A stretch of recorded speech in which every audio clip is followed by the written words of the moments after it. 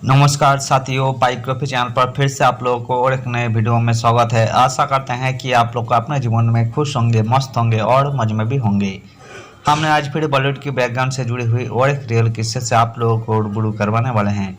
बॉलीवुड की बैकग्राउंड में अनगिनत किस्से कहानियाँ छुपी हुई होती है जो कि आम जन तक नहीं पहुँच पाते हैं। हमारे चैनल पर हम कोशिश करते हैं उन्हीं किस्से कहानियों को आपके सामने लाने की।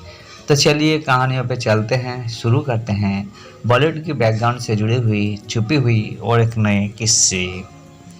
38 साल पुराना कोल्ड सॉन्ग आज भी पहुंचाता है आशिकों के दिलों को सुकून। इत्तेफाक से बना था अलका उदित का ये गाना।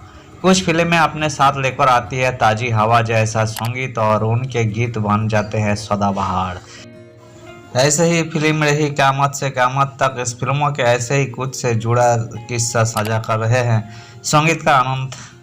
कहानी केवल फिल्मों की नहीं, गीतों की भी होती है। एक दिलचस्प कहानी संगीतकार जोड़ी आनंद मिलन के गाने ऐ मेरे हमसफर की भी रही है।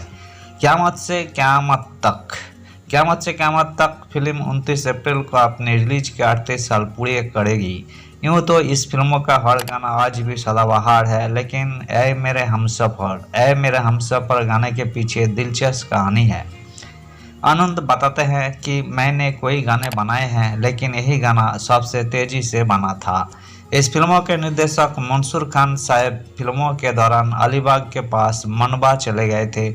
वहाँ उनका फार्म हाउस था। उन्होंने बताया, हमें लगा कि इस फिल्मों के गानों को रिकॉर्ड करने में अभी समय है, लेकिन एक दिन अचानक नासिर हुसैन यानी फिल्मकार और मंसूर खान के पिता अंकल ने सुबह 8:30 बजे फ़ोन कर दिया। वही हमारे खाड़ स्थित घर से केवल 200 मीटर की दूरी पर रहती थी। उनका बंगला पाली हिल यानी मुंबई का एक इलाका में था जिसकी मरम्मत का काम चल रहा था, तो वही हमारे घर के पास में ही शिफ्ट हुए थे। उन्होंने कहा कि गाने के बारे में कुछ सोचा। मैं कभी झूठ बोलता नहीं हूँ, लेकिन उस दिन मैंने कह दिया कि हाँ अंकल, एक बहुत अच्छी धुन सोची है। उन्होंने कहा कि मैं ऑफिस के लिए निकल रहा हूँ, तुम्हारे म्यूजिक रूम से होते हुए जाऊँगा। मैं तो फंस गया क्योंकि धुन तो थी ही नहीं।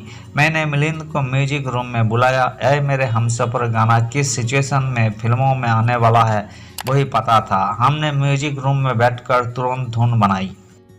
फिर दरवाजे की घंटी बजी। नासिर साहब आ चुके थे। हमने वही धुन कैसेट में बस रिकॉर्ड ही की थी। उन्होंने धुन सुनी और कहा कि यही गाना फिल्मों में होगा और कुछ सुनना ही नहीं है। ऐसे में वही गाना तैयार हुआ था। आनंद और मिलिंद मिलकर संगीत बनाते थे। ऐसे में आपस में रचनात्मक मतभेद को लेकर आनंद कहते हैं कि हमारी आपस में कभी बहस नहीं होती थी। हम लोगों को जब गाने की सिचुएशन मिल जाती थी तो वही अपने तरह से कुछ सोच लेते थे और मैं अपने तरीके से।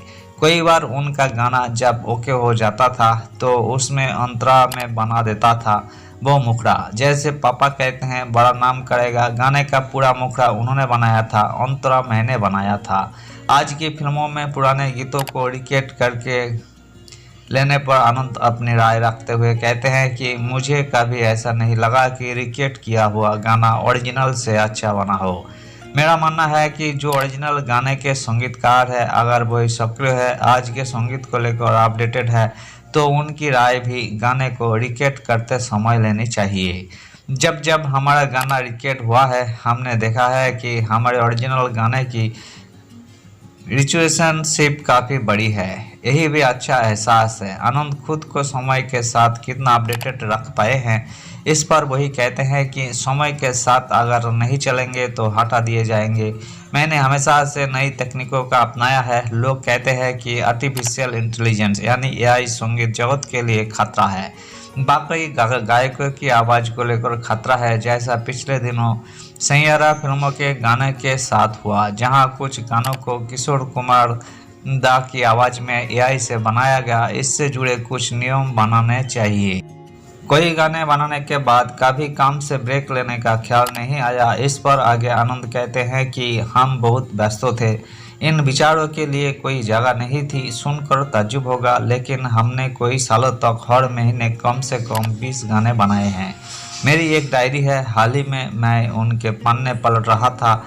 उसमें मैं तारीख, गायक, स्टूडियो और गाने के बजट को लेकर सब लिखता था।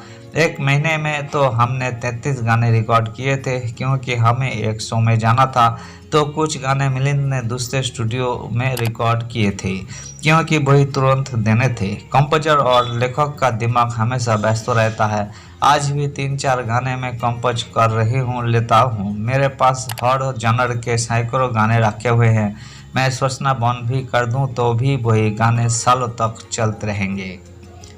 धन्यवाद साथियों। इस वीडियो में हमने बॉलीवुड के आइकॉनिक मूवी क़यामत से क़यामत तक मूवी के आइकॉनिक गाने से जुड़ी हुई किस्से को आपके सामने रखने की कोशिश की है। उम्मीद है दोस्तों वीडियो आपको जरूर पसंद आई होगी। वीडियो पसंद आए तो लाइक कर दीजिएगा। चैनल पर नए आए हैं प्लीज़ एक सब्सक्राइब कर दीजिएगा। मिलते हैं नेक्स्ट वीडियो में। धन्यवाद।